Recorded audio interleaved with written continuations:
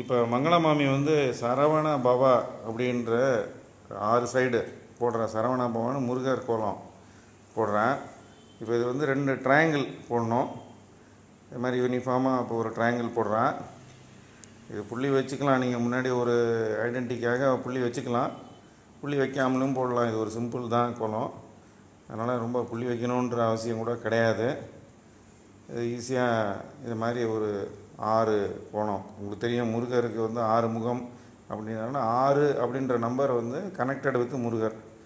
இப்போ இந்த 6 சைடை போட்டுட்டு இந்த ஒவ்வொரு டைரெக்ஷன்லேயும் இன்னொரு ட்ரையாங்கிள் எப்படி போடுறான்றதை பார்த்துக்கோங்க. ஒவ்வொரு ட்ரையாங்கிளுக்குள்ளேயும் ஒரு ட்ரையாங்கிள்.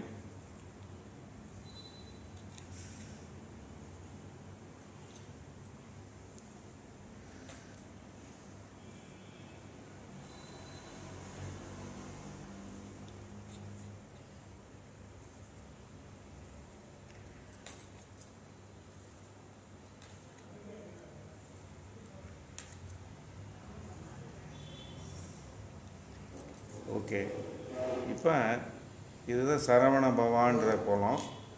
இப்போ இதில் வந்து நடுவில் புள்ளி ஒவ்வொரு ஸ்டாராக வந்திருக்கு பாருங்கள். இப்போ இது வந்து சரவணன் 6 சைடும் 6 நட்சத்திரம் மாதிரி வந்துடுது. இப்போ 2 ட்ரையாங்கிள் உள்ளுக்குள்ளேயும் போட்டதுனால அது நட்சத்திரம் வந்துடுது பாருங்கள். இப்போ ஸோ கிருத்திகை நட்சத்திரம், சரவண பவன் 6 முகம். இப்போ அதில் ஒன்றுக்கு நடுவில் ஒரு பூவை வச்சுருக்கேன். இது மாதிரி நான் இப்போ நீங்கள் டெக்கரேட் பண்ணுறதுல தான் இருக்குது. இப்போ அப்புறம் சரவண பவன் எழுதணும், நடுவில் ஓம் போடணுமே. ஓகே, இப்போ பூ போட்டிருக்கா பாருங்கள். ஒரு இடத்துலையும் இப்படி கையால் ஒரு பூ அப்படி போட்டேன்னா நல்லாயிருக்கும் பார்க்குறதுக்கு. அது இப்போ சரவண பவா 6 சைடுக்கும் சரவண பவா அப்படின்னு எழுதிட்டாங்க. அது வந்து முருகருக்கு உகந்த குலம்.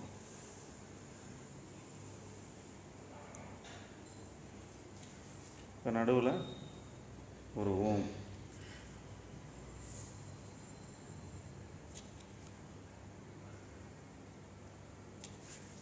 ஓகே, இந்த கோலத்துக்கு பேர் தான் சரவண பவ கோலம்.